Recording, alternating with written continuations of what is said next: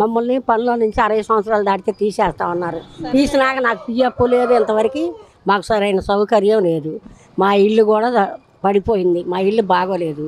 నాకు 3 కొడుకులు, నాకు ఉద్యోగం, నా కోళ్ళకు ఉద్యోగం నేను పెట్టానని చెప్పి మా పిల్లలకి ఈ తల్లికి వందనం రాలేదు. రాకపోతే మేము ఏం చేయాలి? నాకు పింఛన్ రాదంట వాళ్ళకి, అది వస్తే మరి మేమేం చేయాలి చెప్పండి? మేము రెక్కలాడితేనే కదా డొక్కలాడేది. మాకు మేమేం చేయాలి? ఏం మాట్లాడి డోక్రా అది తాగుబోతు. మరి ఏం చేయాలా? 2 పిల్లలు, ఆ అమ్మాయి 4 పెంచుకోవాలి. నేను పని పెట్టా, మరి నాకు ఏ విధమైన న్యాయం జరగల. పని తీసినా కూడా నా డబ్బులు నాకు రాలా. నేను లేనండి, నేను ఇప్పుడే బయట నుంచి వచ్చా. మా వాళ్ళు చచ్చిపోతే వెళ్ళాను, ఇప్పుడే బయట నుంచి వచ్చా. ఉంటే అడిగేదాన్ని. మాకు ఏం జాబ్ లేదు. మా ఆయనకి నాకు, మా అత్తయ్య గారు మావయ్య గారు ఉండేవారు, చూసేవారు. ఇప్పుడు 2 చనిపోయారు. ఇప్పుడు 2 పిల్లలు చదివియాలని 10th పాస్ అయ్యారు. కానీ మాకు ఉద్యోగాలు లేక తినడానికి అల్లాడుతున్నాం. ఏ కూలి పని చేసినా 1 వారం ఉంటుంది, తర్వాత ఉండట్లేదు. మా పరిస్థితి మరీ దారుణంగా ఉంది. మా అత్తయ్య గారు డ్వాక్రా పని కోసం ట్రై చేస్తున్నారు, రావట్లా.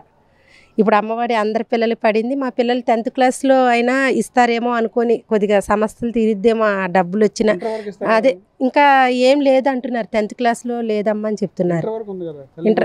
తల్లి లేదు అని చెప్పారు. సచివాలయానికి వెళ్తే లేదని చెప్పారు. అంటే ఆ డబ్బులు ఏదైనా వచ్చినా పిల్లలు జాయిన్ చేద్దాం అనుకో. మా పరిస్థితి మాత్రం ఉద్యోగాలు లేక చాలా దారుణంగా ఉన్నాం. మేము మాత్రం మేము ఇక్కడ కాదు, కొండపైన ఉంటాం మేము. అత్తయ్య గారు పని కోసం చాలా ట్రై చేశాను మున్సిపల్ ఆఫీస్లో, కానీ ఇదిగో అదిగో అంటున్నారు కానీ జాబ్ మాత్రం రావట్లా. లేదు, మా అత్తయ్య గారు జాబ్ నాకు ఇస్తే నా పిల్లలకి, మా ఆయనకి చూస్తే బాగోదు ఆరోగ్యం. కొద్దిగా తాగడం వల్ల కాళ్ళు చేతులు ఇదిగా అయ్యి పని చేయలేకపోతున్నాడు. దయచేసి మా అత్తయ్య గారి ఉద్యోగం మాకు ఇప్పిస్తే మా పిల్లలు మేము బ్రతుకుతాం. అసలు మాకేమి ఇవ్వట్లేదు. సొంత ఇల్లు లేదు. ఏంటి అద్దె కొంపల్లో ఉంటున్నా. పిల్ల ఏమో ఉసూరుమని ఏడుతుంది. మా అమ్మాయి మన కాలు షుగర్ వచ్చి వేలు తీశారు. ఆ బాధలో వెళ్ళాము. అబ్బాయికి ఏం చేశారు? నా గుడ్డ రారా అని తీసుకెళ్ళి ఆ రేపు కేసులో ఇరికిచ్చి 20 సంవత్సరాలు చూసిన దిక్కు లేదు. ఆమెకి ఏడుస్తుంది పాపం.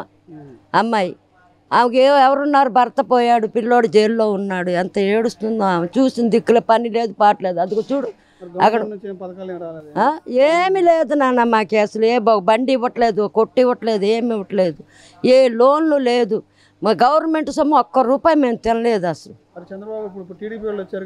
ఎవరు వచ్చినా మాకు ఏం న్యాయం లేదండి. ఇక్కడ పుట్టి పెరిగామే కానీ మాకు ఏమి లేదు. మా పద్ధతి మేము ఏ ఊరు నుంచో వచ్చి బతికినట్టు అయిపోతుంది. మేము ఇక్కడ పుట్టి పెరిగినా కానీ ఏ విధానం ఎవరు వచ్చి కూడా చూసి ఏంటమ్మా అంటున్నారు కానీ అడిగి ఇలాగే ఏమి ఇవ్వట్లే మాకు. ఏమి అస్సలు ఏమి రావట్లేదు, ఏమి ఇవ్వట్లేదు.